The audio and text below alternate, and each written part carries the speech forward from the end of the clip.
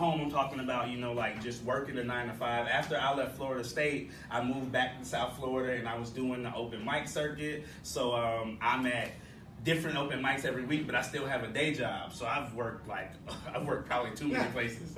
I worked at Wells Fargo. I worked at a call center. I was selling mattresses. I've done sales, and always after work, get off, go do a poetry slam. And then it's like, all right, so poetry ain't really paying the bills. Like, what else is there? Like, what else can poetry do? So I started doing poetry in a jazz band. So they're playing instruments, and I just come in and do a poem. I started writing scripts. So our other teammate, which is one of the other great things about slam poetry, it gives you the opportunity to work with others.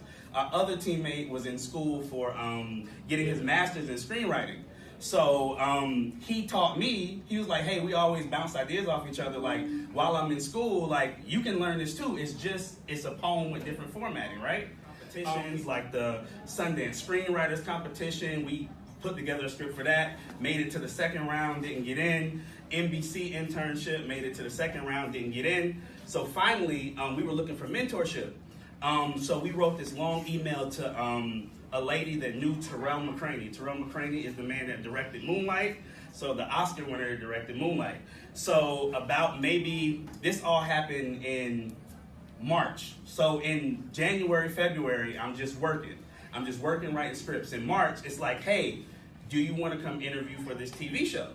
Like, yes, we do. And what our resume was all the things we had failed at. So every script that didn't work, that became the basis for somebody to go, hey, you all are pretty good. You've never done this before. You don't have an agent. Come for this interview. Not knowing what to do, me and my writing partner, we're a writing team. So we just go to literally, like, we have 2 days. We research everything we can. We walk into this interview with a binder full of stuff. Some people don't walk in with paper. So when we get there, they're like, did you read the script? Like, did we read it? We have ideas. We've done too much. We start word vomiting. We make one of the producers cry. She's just like, you're just so passionate. It's so refreshing.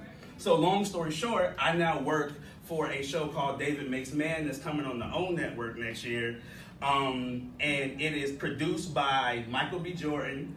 It is executive produced by Oprah. Felicia Rashad is in our show. All this in February, I couldn't have imagined it. But it's all about just using what's around you. Because from there, it's like, okay, you just got a job writing a show, right?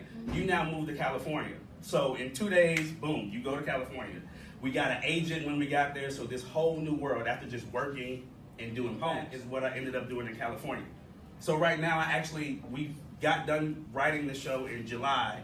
They're filming it in Orlando, and I actually live in Orlando now, so I get to be on the set and watch them film it. So that's kind of a quick version of my story, but literally my life changed in about like a span of like a month, just from working, doing poems to like, hey, you're moving to California now, your whole life has changed. So any questions, or you want to talk?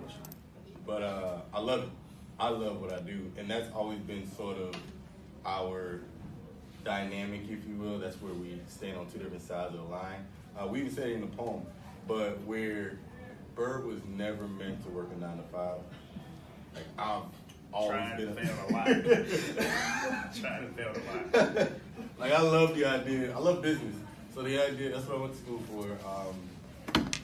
The idea of working, not necessarily 9 to 5, but just working in that arena of, you know, business decisions and things like that is what got me going.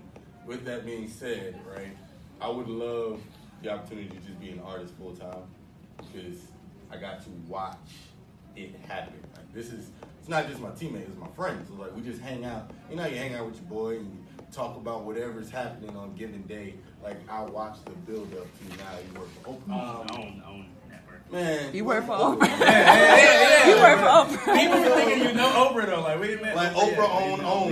You work for Oprah. You said own, I said Oprah. Yeah, exactly. So too modest, right? So like with that, it's been the validation that as much as I love the art, it's not where I would ever choose to give all my energy.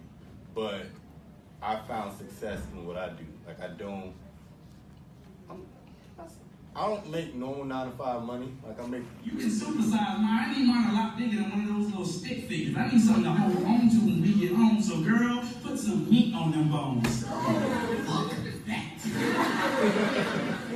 I mean, my titties so flat, I suck them nipples.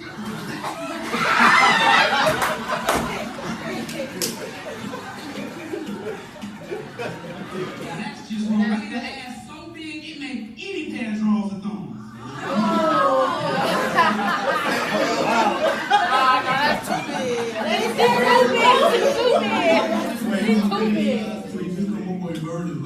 If your watch size and your waist size is one and the same, go ahead and get at my boy Mike McCain. As men, we like it all. Big, small, and all in between. I don't know what they want, but this is what I need.